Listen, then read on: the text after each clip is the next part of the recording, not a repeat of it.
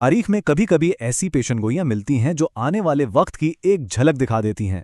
آج ہم ایک ایسی ہی پیشن گوئی کی بات کریں گے جس نے تہذیبوں کے ایک بہت ہی خوفناک تصادم کی خبر دی تھی۔ آئیے جانتے ہیں کہ آخر یہ پیشن گوئی کیا تھی اور یہ کیسے سچ ثابت ہوئی۔ ذرا ان الفاظ پر غور کریں۔ ایک ایسی قوم جن کے چہرے ڈھال کی طرح ہوں گے۔ یہ ایک ایسے طوفان کی خبر تھی جو ابھی بہت دور تھا، اور یہ تفصیل یہ منگولوں پر حیران انگیز طور پر پوری اترتی ہے۔ ایک ایسی قوم جو صدیوں بعد ابھرنے والی تھی اور اسلامی دنیا کو اس کی بنیادوں سے ہلا دینے والی تھی۔ لیکن اس طوفان کے آنے سے بہت پہلے اسلامی دنیا اپنے عروج پر تھی، اپنے سنہری دور سے گزر رہی تھی، اور اس دور کا دل تھا بغداد۔ یہ سمجھنا بہت ضروری ہے کہ منگولوں کے حملے سے پہلے مسلمان تہذیب کس مقام پر کھڑی تھی۔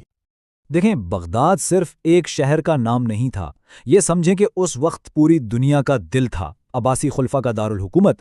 یہاں دنیا بھر کا علم جمع ہوتا تھا دارالحکمت میں۔ یہیں پر الخوارزمی نے الجبرا ایجاد کیا، جس کے بغیر آج کی ٹیکنالوجی کا تصور بھی نہیں کیا جا سکتا، اور یہیں سے علاؤ الدین اور سندھ باد جیسی کہانیاں نکلیں جو آج بھی ہم سب سنتے ہیں۔ اس وقت مسلمان بلا شبہ دنیا کی سپر پاور تھے، اور ایسا لگتا تھا کہ ان کا سورج کبھی غروب نہیں ہوگا۔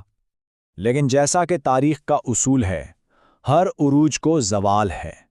عباسی سلطنت کے اندر ہی ایسی دراڑیں پڑنا شروع ہو گئی تھیں جو اسے اندر سے کمزور کر رہی تھیں، اور باہر سے ایک نیا خطرہ سر اٹھا رہا تھا، صلیبی جنگوں کا خطرہ۔ اور ستم ظریفی دیکھیں، سلطنت کی کمزوری کی وجہ وہی فوج بنی جسے اس کی حفاظت کے لیے رکھا گیا تھا۔ عباسی خلفاء نے سلجوق ترکوں پر انحصار شروع کیا، لیکن جلد ہی یہ فوجی جنرل اتنے طاقتور ہو گئے کہ خلیفہ ان کے ہاتھ میں صرف ایک کٹھ پتلی بن کر رہ گیا۔ اصل طاقت بغداد کے محل سے نکل کر فوجی کیمپوں میں جا چکی تھی، اور سلطنت اندر سے کھوکھلی ہوتی جا رہی تھی۔ اور جب گھر کمزور ہو تو باہر والے حملہ کرتے ہی ہیں۔ اس اندرونی کمزوری کا نتیجہ بہت ہی المناک نکلا۔ یروشلم، جسے 450 سال پہلے خلیفہ عمر رضی اللہ عنہ نے امن کے ساتھ فتح کیا تھا، اب خون میں نہا گیا۔ سن 1099 میں یورپی صلیبیوں نے شہر پر قبضہ کر کے مسلمانوں کا بے دردی سے قتل عام کیا۔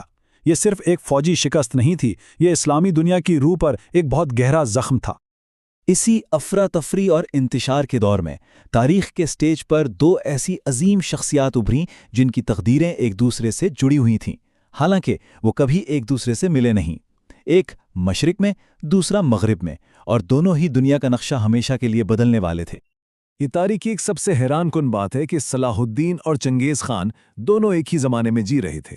ایک طرف صلاح الدین تھے جن کا مقصد تھا بکھرے ہوئے مسلمانوں کو ایک جھنڈے تلے جمع کرنا اور یروشلم کو آزاد کرانا، اور دوسری طرف ہزاروں میل دور منگولیا کے میدانوں میں ایک نوجوان سردار تیموجن تمام قبیلوں کو اپنی مٹھی میں اکٹھا کر کے چنگیز خان بننے کی راہ پر تھا، جس کا خواب تھا پوری دنیا پر حکمرانی کرنا۔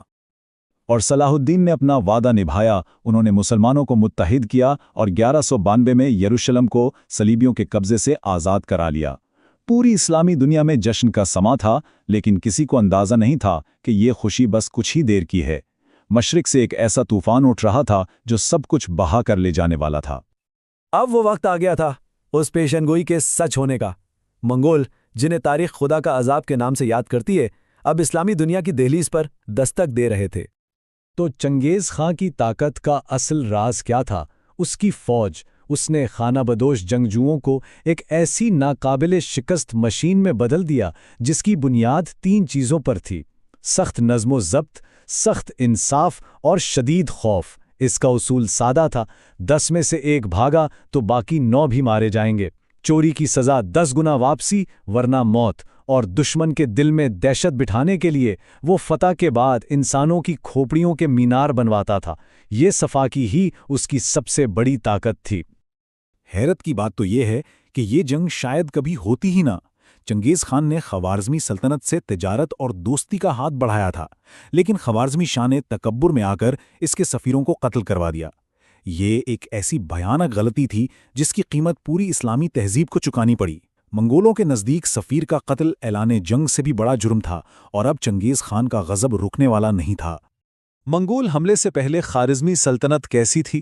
یہ ایک بہت ہی خوشحال اور گھنی آبادی والی تہذیب تھی۔ اندازہ ہے کہ وہاں تقریباً 20 لاکھ لوگ رہتے تھے۔ اس نمبر کو ذرا ذہن میں رکھیے گا، کیونکہ جو آگے ہونے والا ہے وہ ناقابل یقین ہے۔ اور منگول حملے کے بعد یہ آبادی 20 لاکھ سے گھٹ کر صرف 2 لاکھ رہ گئی۔ 90% لوگ یعنی 18 لاکھ انسان یا تو مار دیے گئے یا پھر غلام بنا لیے گئے۔ یہ تاریخ کی سب سے بڑی نسل کشی میں سے ایک تھی۔ چنگیز خان کا پیغام بالکل واضح تھا، مزاحمت کرو گے تو تمہارا نام و نشان مٹا دیا جائے گا۔ اس تباہی کو سمجھنے کے لیے شاید چنگیز خان کے اپنے الفاظ سے بہتر کچھ نہیں ہے۔ کہا جاتا ہے کہ بخارا شہر کو فتح کرنے کے بعد اس نے زندہ بچ جانے والوں کو مسجد میں جمع کیا اور اعلان کیا، اگر تم نے گناہ نہ کیے ہوتے تو خدا مجھ جیسے عذاب کو تم پر مسلط نہ کرتا، میں خدا کا عذاب ہوں۔ اور پھر وہ لمحہ بھی آ گیا جس کا سب کو ڈر تھا۔ 1258 میں چنگیز خان کے پوتے ہلاکو خان نے بغداد کا محاصرہ کیا۔ وہی بغداد جو کبھی دنیا کا مرکز تھا، اب آگ اور خون میں ڈوب چکا تھا۔ آخری عباسی خلیفہ کو بے دردی سے قتل کر دیا گیا اور دارالحکمت کی لاکھوں انمول کتابیں دریائے دجلہ میں پھینک دی گئیں۔ مورخین لکھتے ہیں کہ دریا کا پانی کئی دن تک کتابوں کی سیاہی سے کالا رہا۔ یہ صرف ایک شہر کا نہیں بلکہ ایک پورے سنہری دور کا خاتمہ تھا۔ جب ایسا لگ رہا تھا کہ اب سب کچھ ختم ہو چکا ہے، کہ اب کوئی امید باقی نہیں، تبھی تاریخ نے ایک ایسا موڑ لیا جس کی کسی کو توقع نہیں تھی۔ تباہی کے اسی راکھ سے مزاحمت کی ایک چنگاری بھڑکی جس نے کہانی کا رخ ہی بدل دیا۔ دیکھیں، بغداد کے بعد منگولوں کا اگلا نشانہ مصر تھا۔ اگر مصر بھی ان کے ہاتھ آ جاتا تو اسلام کے مقدس ترین شہر مکہ اور مدینہ بھی ان کی پہنچ میں ہوتے۔ لیکن 1260 میں عین جالوت کے میدان میں مصر کی مملوک فوج نے وہ کر دکھایا جو ناممکن سمجھا جاتا تھا۔ انہوں نے ناقابل شکست منگولوں کو پہلی بار ایک فیصلہ کن شکست دی اور مغرب کی طرف ان کے بڑھتے ہوئے قدم ہمیشہ کے لیے روک دیے۔ یہ تاریخ کی سب سے اہم جنگوں میں سے ایک تھی۔ اور پھر تاریخ کا سب سے بڑا، سب سے عجیب تضاد سامنے آیا۔ فاتح مفتوح کے مذہب سے ہی فتح ہو گئے۔ جن منگولوں نے تلوار کے زور پر اسلامی سلطنت کو تباہ کیا تھا، وہ خود اسلام کی ثقافت، علم اور روحانیت سے متاثر ہونے لگے۔ چنگیز خان کا اپنا بھتیجا برقع خان اسلام قبول کرنے والا پہلا بڑا منگول حکمران بنا، اور پھر صدیوں بعد اسی چنگیز خان کی نسل سے بابر نے ہندوستان میں عظیم مغل سلطنت کی بنیاد رکھی، جو اسلامی فن اور ثقافت کا ایک نیا مرکز بنی۔ گویا تلوار ہار گئی اور نظریہ جیت گیا۔ تو آخر میں آئیے تاریخ کے 2 سب سے بڑے سلطنت بنانے والوں کا موازنہ کرتے ہیں۔ ایک طرف حضرت عمر رضی اللہ عنہ، جنہوں نے انصاف اور رحم کو اپنی حکومت کی بنیاد بنایا، اور دوسری طرف چنگیز خان، جس نے خوف اور طاقت کو اپنا ہتھیار بنایا۔ دونوں نے دنیا کا نقشہ بدلا، لیکن ایک کو تاریخ ایک عظیم اور منصف رہنما کے طور پہ یاد رکھتی ہے اور دوسرے کو ایک ظالم فاتح کے طور پر۔ تو آخر میں سوال یہی پیدا ہوتا ہے کہ کسی سلطنت کی اصل میراث کیا ہے؟ اس کی فوجی طاقت اور اس کی وسیع سرحدیں، یا پھر اس کے اصول اور اس کا انصاف؟ تاریخ کا فیصلہ تو ہم سب کے سامنے ہے۔